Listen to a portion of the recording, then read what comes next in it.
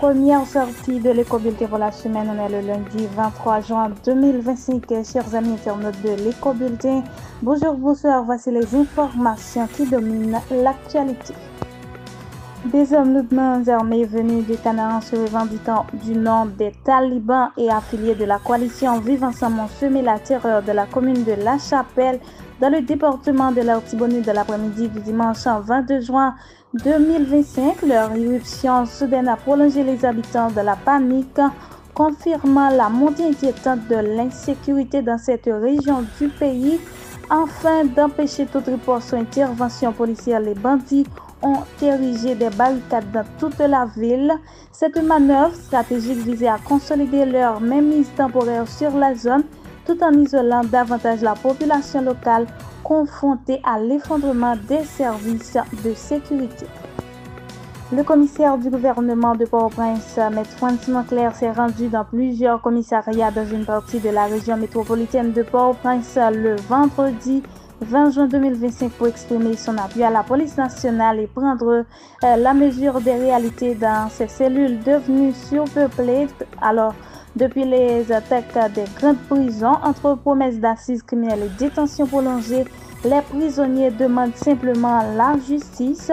Lors de sa tournée, Maître Franz Moncler a voulu marquer un double engagement, renouveler la solidarité du parquet envers ses forces de l'ordre et annoncer des mesures pour accélérer les procédures judiciaires. Des assises criminelles auront bientôt lieu avec ou sans assistance jury pour réduire la population carcérale et rendre justice aux détenus, a-t-il affirmé.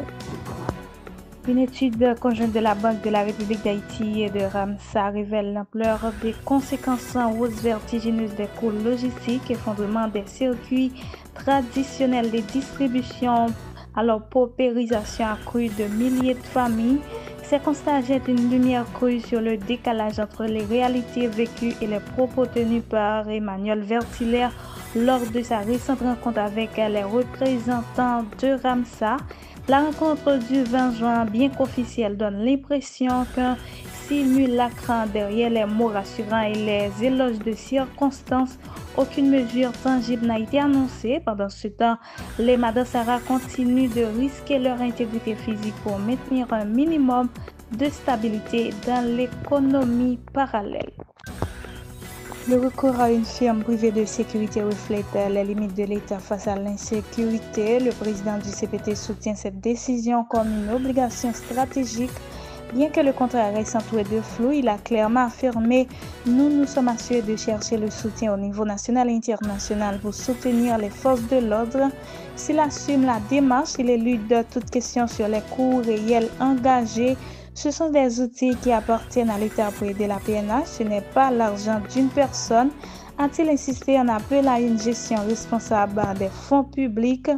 Lorsque vous demandez des informations en termes de suivi, on vous dit que le dossier est à court des comptes. Voilà, CNRP a-t-il déploré, décrivant un État incapable de se réformer en temps de crise.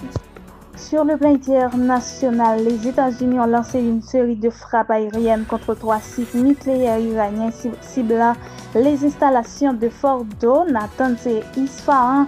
Le président américain a qualifié l'opération de très réussie et a indiqué qu'une charge complète de bombes avait été larguée sur le site souterrain de Fordo, réputé pour son niveau de protection élevé. Du côté iranien, aucune réaction officielle n'a encore été enregistrée.